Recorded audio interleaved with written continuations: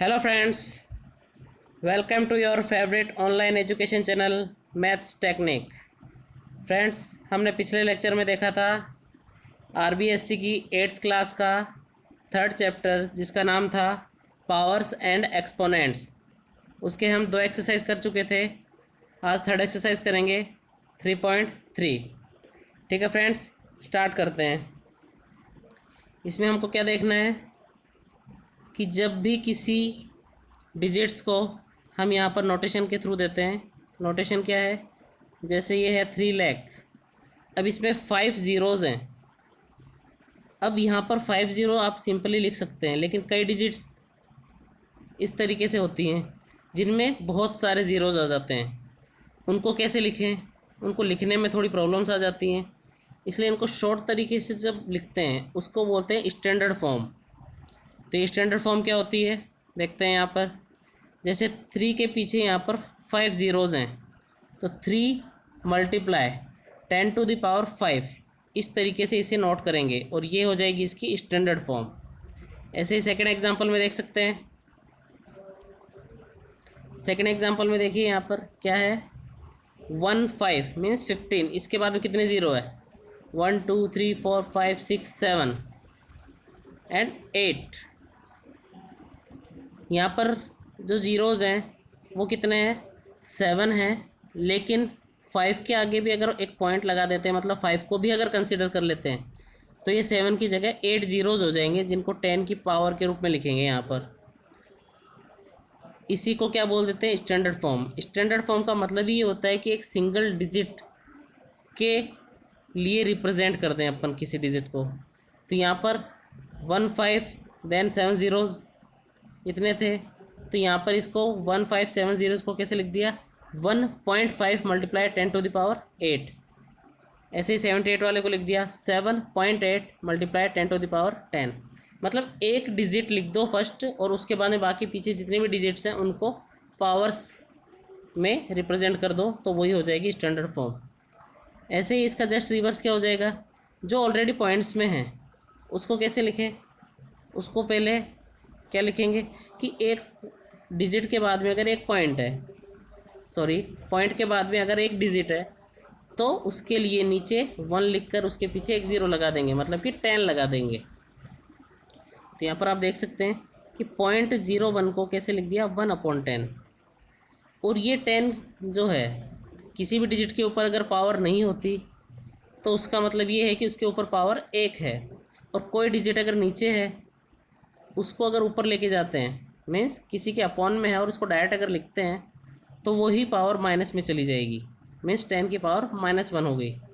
जैसे ये सेकंड है, सेकंड में पॉइंट के बाद में 2 डिजिट्स है, तो यहाँ पर देखिए इसके नीचे 1 के बाद में 2 ज़ीरो लग गए, मतलब अपॉन में क्या लग गया? 100।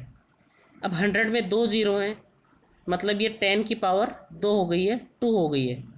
इसी को अगर ऊपर ले जाएंगे तो ये क्या हो जाएगा? 10 की पावर -2। ठीक है फ्रेंड्स, आगे बढ़ते हैं। ऐसे ही एग्जाम्पल दे रखा है, एग्जाम्पल देखते हैं अपन।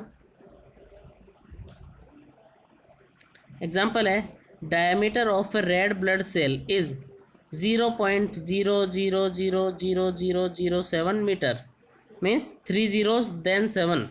मतलब 3 तो ज़ीरो आ गए पॉइंट के बाद में और एक 7, मतलब पॉइंट के बाद में जितनी भी डिजिट रहती है उसको हम रिप्रेजेंट कर देते हैं किससे? 10 की पावर के साथ। अब जैसे इसको कैसे लिखेंगे? यहाँ पर 7 फिर मल्टीप्लाई 10 की पावर 6 तो ज़ीरोज़ थे और एक 7, तो 6 और 7 कितना हो गया? 7। 10 की पावर हो गई 7। ठीक है फ्रेंड्स, आगे बढ़ते हैं। ऐसे ही डायमीटर ऑफ कंप्यूटर स्ट्रिप का हो जाएगा। आगे बढ़ते हैं। ये यहाँ पर ऐसे ही कुछ एग्जांपल्स दे रखे हैं। आगे एग्जांपल 10 देखिए, express 1500 then 4 zeros means 15000000 in standard form. अब इसको वैसे अगर अपन न्यूमेरिकली अगर यहाँ पे रीड करना चाहें तो क्या होगा? 1s 10s 100 1000 10,000 करोड़ 10 करोड़ अरब 10 अरब मीन्स 15 अरब। अब इतना रीड करने में बहुत यहाँ पे प्रॉब्लम्स क्रिएट हो सकती हैं, तो इसको अपन डायरेक्टली क्या लिख देंगे कि 15 अब ये डबल डिजिट हो गई, और मैंने क्या बोला था, सिंगल डिजिट में अगर रिप्रेजेंट करो तभी वो स्टैंडर्ड फॉर्म में होती है। तो 15 की जगह इसको लिख देते हैं 1.5 मल्टीप्लाई, अब 1 के बाद में पॉइंट, और पॉइंट के बाद में अपन ने 5 लिया, मतलब 5 को भी 10 की पावर के लिए कंसिडर करना पड़ेगा। तो जीरो कितने हैं यहाँ पर, 7 जीरोज और एक 5, तो टोटल कितने होगी, पावर होगी 8। तो ये इसका स्टैंडर्ड नोटेशन हो गया है। ठीक है फ्रेंड्स, आगे बढ़ते हैं। अब इसका जो नेक्स्ट एग्जाम्पल है वो देखिए, यहाँ पर जो डिजिट है वो है 0.00000005, मीन्स 6 जीरो और फिर 5 है। अब इसका अगर ये पॉइंट हटाना चाहें तो पॉइंट तो हट जाएगा, लेकिन इसके नीचे 1 और 1 के बाद में पॉइंट के बाद जितने डिजिट्स हैं उतने ही ज़ीरो लग जाएंगे। तो यहाँ पे पॉइंट के बाद में 6 तो जीरो और एक 5 है, मतलब टोटल कितनी है, 7 डिजिट्स हैं। तो यहाँ पर 7 ज़ीरोज़ लग गए 1 के बाद में। अब ये 5 तो ऊपर ऐसे कैसे रह जाएगा, इन 7 ज़ीरोज़ का जो स्टैंडर्ड फॉर्म है वो है 10 की पावर 7, और इसी 10 की पावर 7 को जब ऊपर ले जाएंगे तो ये हो जाएगा 10 की पावर -7। तो फाइनली डिजिट क्या हो जाएगी, 5 मल्टीप्लाई 10 टू द पावर -7। ठीक है फ्रेंड्स, आगे बढ़ते हैं।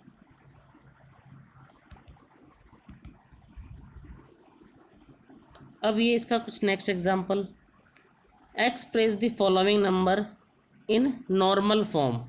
अब इनको नॉर्मल फॉर्म में लिखना है। तो जैसे यहाँ पर 2.43 है फर्स्ट, और इसकी पावर की 10 टू द पावर 6 दे रखी है, मतलब पॉइंट को कितना पीछे ले जाना है, 6 डिजिट पीछे ले जाना है। तो 2 तो पहले था ही, इसके बाद में पॉइंट को पहले 4 के पीछे ले गए, फिर 3 के पीछे, ये तो ही डिजिट हुई, अपने को 6 डिजिट के पीछे ले जाना है, तो 4 जीरो और ले जाएंगे। अब पॉइंट लगाएं, मतलब ये डिजिट क्या हो गई, 243000000। इनके बाद में पॉइंट लगा है नहीं लगा है उसका कोई मतलब नहीं रहता, मतलब जितनी पावर अपने को कम करनी होती है पॉइंट को उतनी ही डिजिट के पीछे ले जाते हैं। ठीक है फ्रेंड्स, आगे बढ़ते हैं। अब इसी में एग्जांपल नंबर 1 देखिए क्या है, by what number should -8/25 be divided to get -5/2। मतलब -8/25 में किसका डिवाइड करें कि अपने पास क्या आ जाए, -5/2 आ जाए।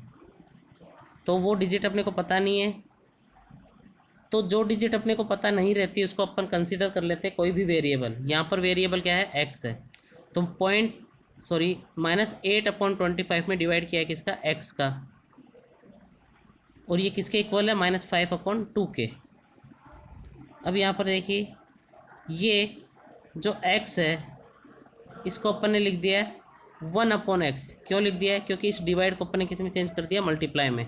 और जब भी डिवाइड को मल्टीप्लाई में चेंज करते हैं तो डिवाइड के बाद वाले डिजिट रिवर्स हो जाती है, तो यहाँ पे अपन ने रिवर्स कर दिया। अब इसके नेक्स्ट स्टेप में देखिए, जब भी किसी वेरिएबल वाली इक्वेशन को सॉल्व करते हैं तो वेरिएबल तो एक तरफ रह जाता है और बाकी सारी चीज़ें दूसरी तरफ चली जाती है। तो यहाँ पर 1/x तो एक तरफ रह गया, इसके दूसरी तरफ क्या आ गया, -5/2 तो पहले से था, और -8/25 जो है लेफ्ट हैंड साइड ये था मल्टीप्लाई में, तो राइट हैंड साइड जाके क्या हो जाएगा, डिवाइड में हो जाएगा। और अभी थोड़ी देर पहले मैंने बताया है कि डिवाइड को जब मल्टीप्लाई में चेंज करें तो जो डिजिट्स होती है डिवाइड के बाद की वो क्या हो जाती है, रिवर्स हो जाती है। तो यहाँ देखिए -8/25 क्या हो गया, 25/-8। ऐसे इसको आगे सॉल्व कर लेते हैं। सॉल्व करने के बाद में यहाँ पर जैसे ही मल्टीप्लाई में चेंज हो जाएगा, ऊपर के डिजिट्स आपस में मल्टीप्लाई हो जाएंगे और नीचे के डिजिट्स आपस में मल्टीप्लाई हो जाएगी। तो यहाँ पर अपने पास फाइनल डिजिट्स क्या आई है, -25/-16। तो माइनस से माइनस कैंसिल हो जाएगा, तो 1/x इजिकल टू आ गया 1/25/16। अब x को अगर ऊपर लेंगे तो ये डिजिट भी वापस उल्टी हो जाएगी, मतलब 16 तो ऊपर आ जाएगा और 125 नीचे चला जाएगा। ठीक है, आगे बढ़ते हैं। आगे अब इसमें नेक्स्ट एग्जांपल है, find value of 3 to the power 0 plus 4 to the power -1 multiply 2 to the power 2। अब किसी भी डिजिट की पावर अगर 0 होती है तो उसको हम लिखते हैं 1, कितनी भी बड़ी डिजिट हो, अगर पावर ज़ीरो हो गई इसका मतलब ये है कि वो पूरी डिजिट की वैल्यू क्या हो गई है, 1 हो गई है। यहाँ पर 4 की पावर -1 दे रखी है, तो इस 4 को 1 के अपॉन में लिखेंगे, तो ये हो गया 1 + 1/4, और मल्टीप्लाई में क्या है, 2 की पावर 2 मीन्स 2 का स्क्वायर, और 2 का स्क्वायर क्या होता है, 4 होता है।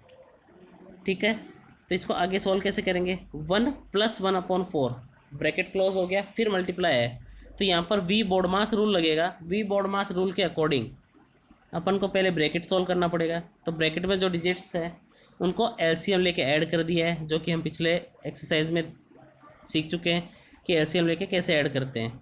और उसके बाद में दोनों को ऐड करने के बाद जो डिजिट आई वो आई है 5/4, और उसको किससे मल्टीप्लाई करेंगे, 4 से, तो 4 से 4 कैंसिल हो गया और डिजिट बच गई लास्ट में 5। ठीक है, तो ये इसका सॉल्यूशन हो गया है। अब आगे बढ़ते हैं। आगे आ गई है एक्सरसाइज 3.3। इसको कैसे सॉल्व करेंगे, इसको सॉल्व करने के लिए यहाँ देखिए पहला क्वेश्चन है चेंज इन स्टैंडर्ड फॉर्म। इसको अगर स्टैंडर्ड फॉर्म में लिखेंगे 1 2 8 देन 0 0 0, तो मैंने क्या बोला था, एक डिजिट लिख के उसके बाद में जितने भी डिजिट्स हैं उनको 10 के पावर के रिस्पेक्ट में अगर लिखें तो यहाँ पे ये 1.2 हो जाएगा, और पॉइंट के बाद में एक ही डिजिट लिख दे तो ठीक है, 2 डिजिट लिखना ज़्यादा ज़रूरी नहीं है, और लिखना चाहो तो भी कोई दिक्कत नहीं है, जैसे 1.28 लिख दिया मैंने इसको। अब 1 के बाद मैंने पॉइंट लगा दिया है, तो 1 के बाद कितनी डिजिट्स बची है उतनी ही पावर लग जाएगी 10 की, तो काउंट कीजिए 2 और 8, ये 2 डिजिट हो गई, उसके बाद में 6 जीरोज़ हैं, तो 6 × 2 8, ये हो गई इसकी स्टैंडर्ड फॉर्म, 1.28 × 10 की पावर 8। ऐसे ही इसकी नेक्स्ट डिजिट जो है 1.68 हो जाएगी, और इसके बाद में कितने ज़ीरोज़ हैं देख लेंगे, ये हो जाएगी 1.68 × 10⁻⁹, क्योंकि 1 के बाद में यहाँ पे 9 डिजिट्स हैं।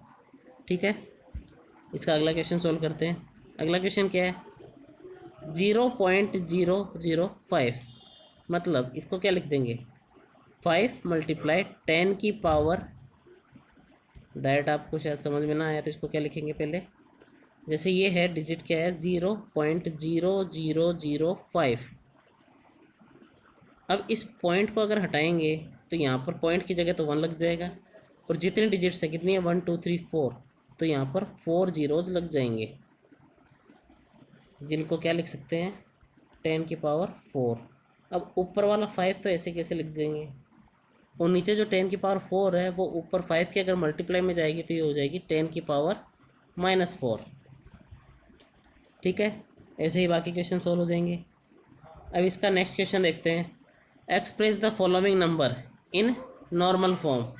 अब इसको नॉर्मल फॉर्म में अगर लिखें तो कैसे, यहाँ पर फर्स्ट है 4 × 10 की पावर 9, ये ठीक जो अपन ने ऊपर क्वेश्चन किया उसका जस्ट रिवर्स है, मतलब जिस उसका उल्टा, मतलब 4 के बाद में यहाँ पे 10 की पावर 9 लगा रखी है, मतलब कि 9 ज़ीरोज़ लिखने हैं यहाँ पे। ये हो गई इसकी स्टैंडर्ड फॉर्म फर्स्ट वाले क्वेश्चन की। तो ऐसे ही बाकी क्वेश्चन भी आप सोल्व कर सकते हैं। अगला क्वेश्चन है 2 2 4 5, अब 10 की पावर यहाँ पर 7 है, मतलब 7 ज़ीरोज़ और लग जाएंगे, 7 ज़ीरोज़ लग गए, ये हो गई इसकी स्टैंडर्ड फॉर्म। अब ऐसे ही पॉइंट वाले की अगर बात करें तो पॉइंट में जैसे मैंने अभी पहले बताया था कि यहाँ पर जितनी भी 7 की पावर होती हैं पॉइंट को उतनी ही डिजिट के पीछे ले जाते हैं, सॉरी जितनी भी यहाँ पर 10 की पावर होती है पॉइंट को उतनी ही डिजिट के पीछे ले जाते हैं। जैसे यहाँ पर ये क्या है 5 के बाद में पॉइंट है, तो वो पॉइंट हटा के 10 की पावर यहाँ पर 7 दे रखी है, तो इसके आगे ले जाएंगे 7 डिजिट के आगे ले जाएंगे, तो 5 तो पहले लिख दिया, अब पॉइंट है तो पॉइंट की 7 डिजिट के आगे ले जाते हैं, 1 2 3 5 डिजिट्स तो ये हो गई जो कि ऑलरेडी लिखी हुई थी। अब अपने को 7 डिजिट्स लिखनी है तो 2 जीरो लगा देते हैं, तो ये हो गई इसकी स्टैंडर्ड फॉर्म। ठीक है,